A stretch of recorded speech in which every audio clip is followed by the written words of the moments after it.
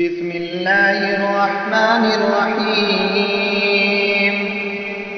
الحاقة ما الحاقة، وما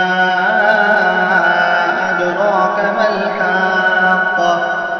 كذبت ثمود وعاد بالقارعة. فأما ثمود فأهلكوا بالطاغية، وأما عاد فأهلكوا بريح صرصر عاتية سخرها عليهم 7 ليال و8 أيام حسوما فترى القوم فيها صرعا كأنهم أعجاز نخل خاوية فهل ترى لهم من باقية. وجاء فرعون ومن قبله والمؤتفكات بالخاطئة فعصوا رسول ربهم فأخذهم أخذة رابية.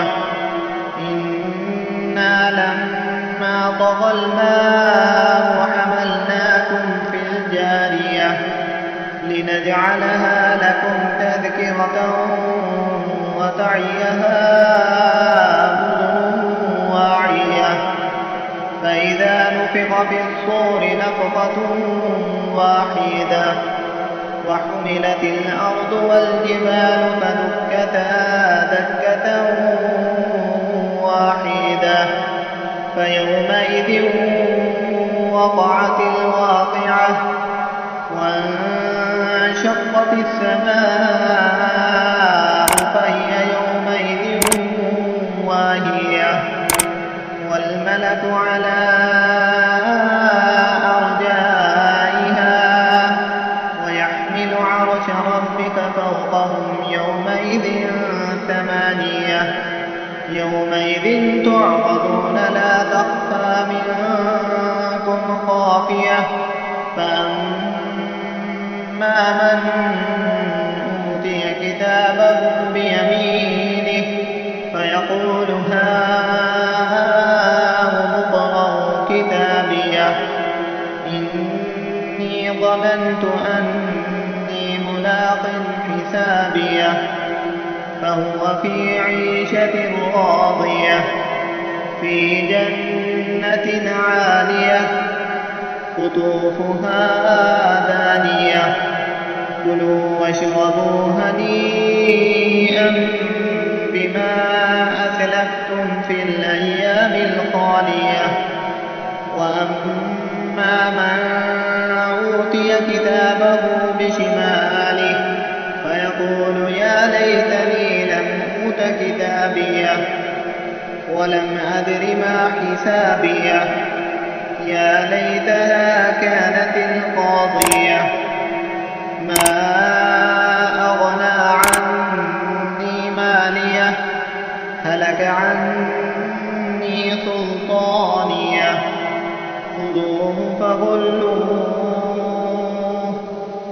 ثم الجحيم صلوه ثم في سلسلة ذرعها 70 ذراعا فاسلكوه إنه كان لا يؤمن بالله العظيم ولا يحض على طعام المسكين فليس له اليوم هاهنا حميم ولا طعام إلا من غسلين لا يأكله إلا الخاطئون.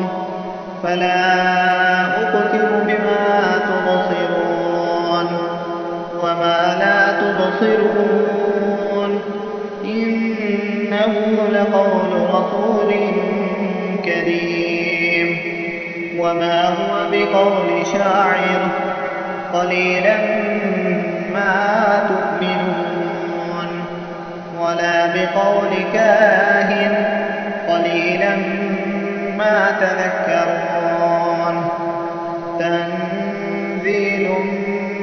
رب العالمين. ولو تقول علينا بعض الأقاويل لأخذنا منه باليمين ثم لقطعنا منه الوتين. فما منكم من أحد عنه حاجزين. وإنه لتذكرة للمتقين. وإنا لنعلم أن منكم مكذبين. وإنه لحسرة على الكافرين. وإنه لحق اليقين. فسبح باسم ربك العظيم.